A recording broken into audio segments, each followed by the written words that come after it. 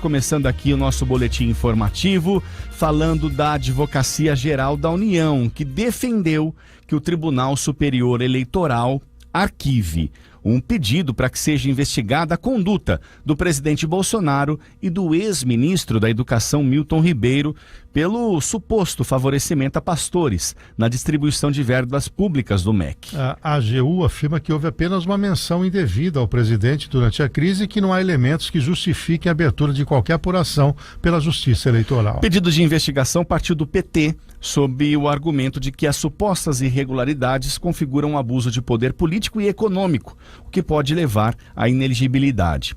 O PT pede que o TSE adote as providências cabíveis contra os dois. Uma eventual punição pode deixar Bolsonaro e o ex-ministro inelegíveis. Em defesa de Bolsonaro, a AGU afirmou que a representação deve ser rejeitada por questões processuais.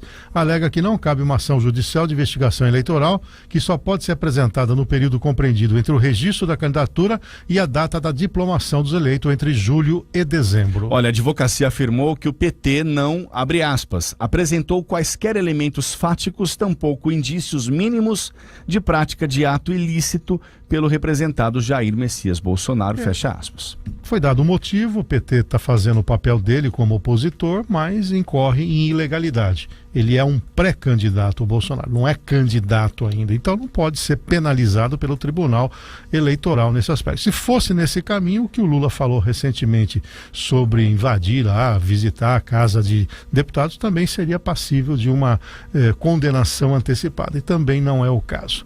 O choro agora é gratuito. Muito bem, 6h mais 11. O presidente do Banco Central, Roberto Campos Neto, admitiu surpresa no resultado da inflação de março. Segundo ele, o Banco Central ainda vai analisar o número e comunicar a avaliação da autoridade monetária sobre a pressão inflacionária. Abre aspas aí, então, para o presidente do Banco Central. Foi uma surpresa que, curiosamente, se deu em vários países. Vamos analisar os fatores que estão gerando essas surpresas inflacionárias e vamos comunicar isso no momento mais apropriado, disse o Roberto Campos Neto nesta segunda-feira. Ainda de acordo com ele, antes de novos movimentos da política monetária, o Banco Central sempre estará aberto a analisar o cenário mais recente e como ele difere da avaliação anterior. Na avaliação dele, contudo, boa parte do movimento de alta dos juros dos últimos meses ainda não foi sentido. Ele disse o seguinte: achamos que ainda vai ter um forte impacto nos próximos trimestres. Temos uma defasagem em relação ao que foi feito, ponderou então aí o Roberto Campos Neto. Ele destacou, viu, Bizarra, também o papel do câmbio para amenizar a inflação de alimentos no Brasil. Na visão dele, a queda do dólar e a apreciação do real seguraram e até reduziram o preço de grãos internamente. Quando pegamos o preço de grãos na moeda local, está estável ou caindo. O câmbio mais que compensou esse movimento de commodities na parte dos alimentos, afirma Campos Neto. Olha, ele observou, no entanto, que na parte dos combustíveis, o aumento de preços foi muito alto e a apreciação da moeda local não foi suficiente. Mais do que a surpresa do número, no caso o IPCA em si, foi a aceleração da passagem do preço da gasolina para a bomba. Vimos com aceleração mais intensa. Para o presidente do Banco Central, nem todo o mercado já atualizou as estimativas para o câmbio. Tal revisão pode afetar a expectativa de inflação para este ano. Campos Neto explicou a desvalorização do dólar frente ao real por alguns fatores. Surpresa fiscal positiva, um Banco Central mais proativo, a nova realidade de inflação mundial e a melhora de operação das empresas brasileiras em ambiente com inflação mais alta, estabilização e oportunidade de investimentos no Brasil. E eu acrescentaria Brasil bola da vez em relação aos commodities em função do conflito entre Ucrânia e Rússia. Bom, primeiro, a surpresa do Campos Neto vem do fato dele ter dito na última reunião do Comitê de Política Monetária, e inclusive quando entregou o relatório trimestral de inflação, que na previsão dele e do Banco Central, a inflação brasileira começaria a ter uma queda já a partir do mês de abril. Quando março vem carregado com 1,62% e anualizada ultrapassa 11%, é óbvio que aquela leitura de um mês atrás já não é mais a verdadeira. O que ele está afirmando é, diante dessa nova realidade, nós vamos rever as nossas estratégias. Ficou claro na última reunião do Copom, na sua ata, que 1 ponto percentual de aumento nos juros seria já praticamente certo agora no início de maio. Diante desse cenário de inflação mais elevada, isso deve ser acelerado. Quanto ao dólar, ele tem razão. Se o câmbio continuar neste patamar, você compensa altas em dólar em nível internacional. Quanto ao combustível, o que aconteceu ontem caiu 4,25% o preço do petróleo, mas não tem sido a realidade. Ou seja, o aumento do valor em dólar tem sido superior à queda da relação dólar-real. E aí não chega aqui na ponta. De qualquer maneira, é um fenômeno mundial em função dos desequilíbrios da pandemia e agora com a guerra. Mas isso não pode ser justificativa para agirmos na direção certa. O grande problema de usar só a taxa de juros para controlar a inflação é que você engessa a economia. Engessar a economia é vender menos. Vender menos quer dizer contratar menos e o desemprego fica no nível alto. Vem caindo no Brasil, mas é um patamar muito elevado. 11,2% da população economicamente ativa contra menos de 4%, por exemplo, nos Estados Unidos. É um ano de transição complicada e se o tema econômica vai ser o tema central nos debates da sucessão presidencial, se o Brasil não melhorar a entrega, Bolsonaro vai ter muito a se explicar. Insisto, não é um fenômeno local, mas a população não quer nem saber disso. Quer saber se os preços estão ou não estáveis e se ele tem dinheiro para manter a sua família. Muito bem, 6h mais 16. Esse é o Cidade 360, jornalismo em todos os ângulos. O diretor-geral do Operador do Sistema Elétrico Nacional, o Luiz Carlos Ciocchi, afirmou nesta segunda-feira que espera que não sejam necessárias cobranças, adicionais, cobranças extras nas contas de energia elétrica dos consumidores brasileiros até o final de 2022. Olha, bizarra, de acordo com o Ciocchi, as chuvas de verão conseguiram encher os reservatórios das usinas hidrelétricas a bons níveis e não deve ser necessário alterar a bandeira tarifária. O sistema deve entrar em bandeira tarifária verde, sem aumento nas contas de luz dos consumidores, a partir da segunda quinzena de abril, depois de 8 meses na bandeira escassez hídrica, criada para conter o rombo no setor com a causa da seca, causada pela seca. Quando faltam chuvas, torna-se então necessário usar a energia gerada por usinas termoelétricas mais caras, como ocorreu em 2021. O diretor da ONS relatou ter expectativas ainda de que em 2023 também seja tranquilo com a realização de novos projetos de geração e transmissão de energia em funcionamento, ainda que haja seca em 2022. Bom, o Brasil aumentou muito a matriz energética, mas não foi suficiente. Se a nossa indústria, por exemplo, estivesse bombando, crescendo 7, 8, 10% ao ano, é óbvio que faltaria energia. No nível de atividade econômica atual, o que tem aí é suportável. Realmente as chuvas vieram acima das expectativas, isso encheu os reservatórios, o que permite essa redução.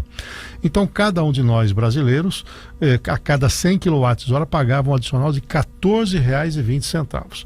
Dependendo do valor da conta, isso pesava 20, 25, 30% no bolso das famílias. Agora vai ter essa redução e, como colocado, deve perdurar até o fim do ano, com a perspectiva do ano que vem não ter isso. É tudo o que nós precisamos para aliviar o bolso. É uma economia aqui, outra economia acolá, uma queda no preço do barril do petróleo lá, um repasse menor aqui, daqui a pouco as coisas se acalmam. Mas esse momento é um momento tenso em que a combinação de famílias desempregadas com queda média do rendimento faz com que haja uma precarização da alimentação, da manutenção da casa.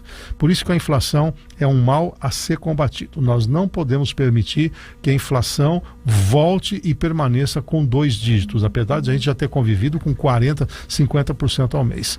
O mal a ser combatido agora é a inflação para que ela volte a um nível de 4% a 5% ao ano.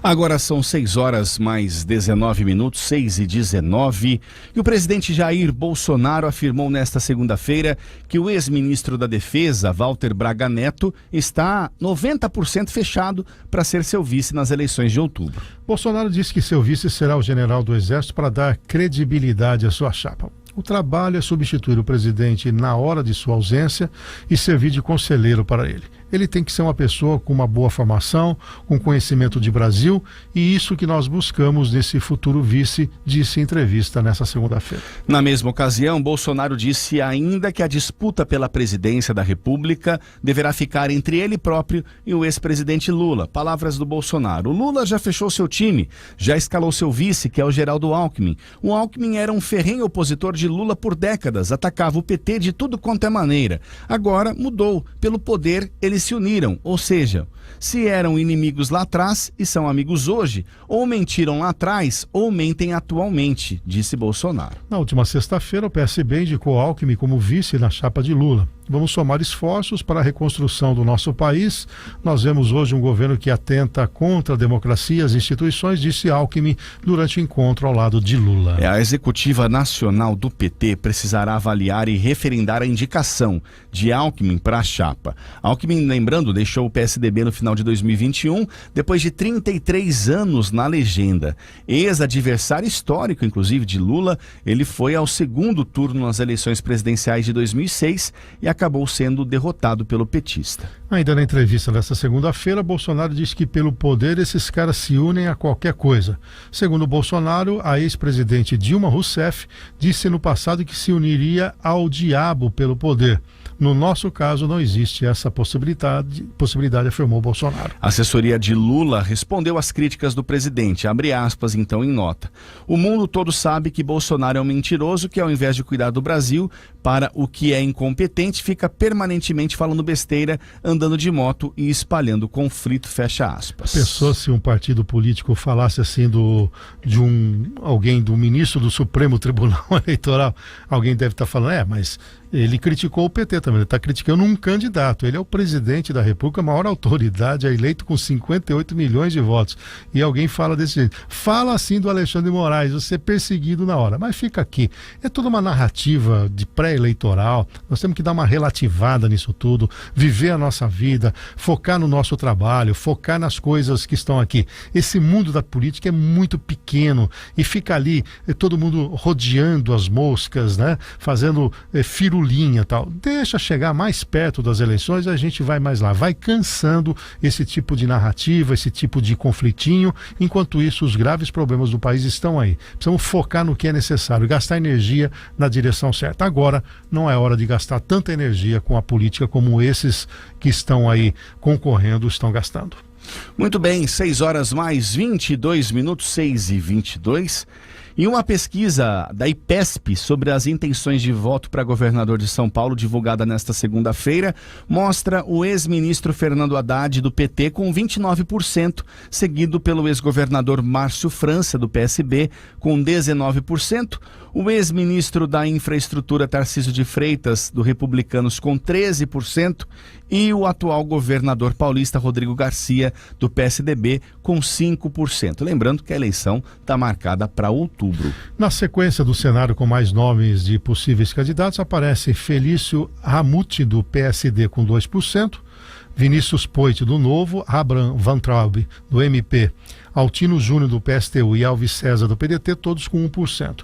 Os que declaram voto nulo, branco ou nenhum candidato somam 20%. Entre os ouvidos, 9% disseram não saber em quem votar. Olha, o IPESP também testou um cenário sem o PCBista, o Márcio França. Nesta sondagem, Haddad vai a 35%, seguido por Tarcísio de Freitas, com 18%, e Rodrigo Garcia, com 9%. São 30% os que declararam voto nulo, branco ou nenhum candidato nesse cenário, enquanto 8% dizem não saber em quem votar. O levantamento encomendado pela XP Investimentos ouviu 1.000 pessoas por telefone entre os dias 6 e 9 de abril. A margem de erro é de 3,2 pontos percentuais para mais ou para menos. O Instituto também testou 4 cenários de segundo turno.